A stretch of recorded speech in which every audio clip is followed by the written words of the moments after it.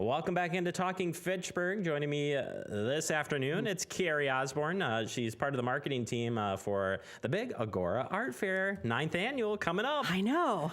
And I was saying on our show earlier this week that I feel like we've been talking about it for so long, and it's finally here. So what do we got coming up this year for the 9th annual? Well, a lot of the things that have made this particular art fair what it is, obviously the beautiful setting. The Agora is just, I mean, you've got the prairie, which is beautiful. The architecture of the actual building is beautiful. It's a nice combo. We still have the two stages for live music. We still have the beer garden, which has actually now been expanded into the Wisconsin Craft Beer and Wine Garden. Whoa. So you know you're going to get a quality local beer and wine if that's what you prefer. And that's another thing that makes this so special is that it is local. It's over 100 local artists from Fitchburg, Madison, Dane County, Wisconsin, maybe some neighboring states depending, but for the most part, it's all right here. So you're going to see art that reflects things that, you know, mean a lot to you, prairies and the Capitol building and things like that.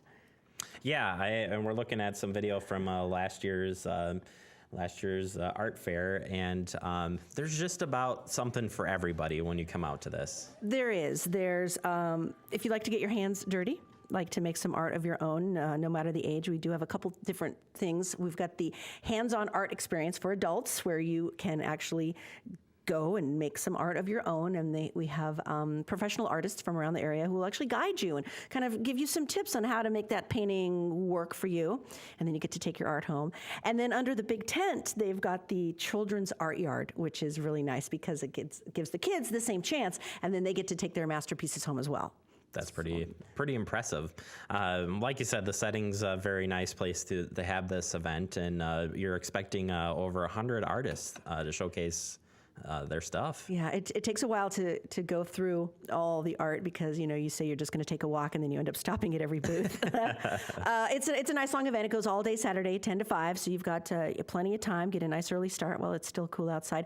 Parking's not a problem. You just pull right up East Sherrill Parkway off of Fish Hatchery, and there's tons of volunteers there. They'll tell you exactly where to park, and you just, you know, meander on down. It's really easy to get to. It's very, very accessible. And this is a rain or shine event, correct? A rain or shine. I'm not trying to jinx it. I'm only trying to make sure you show up no matter what.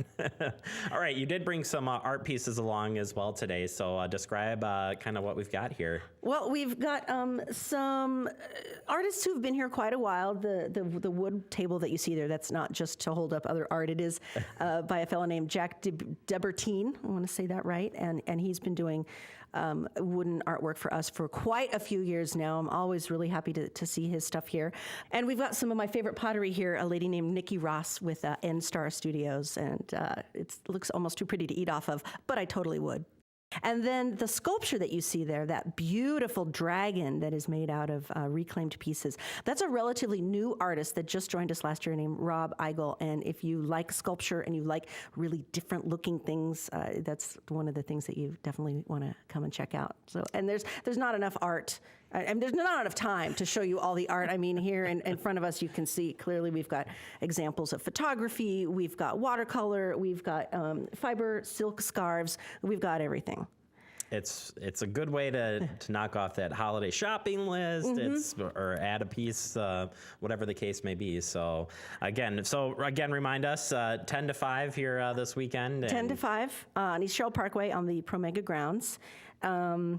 We also have live music. We have some of our standbys that come every year, including Westside Andy. He's a huge favorite. But brand new to the music stage this year, we've got Thirsty Jones.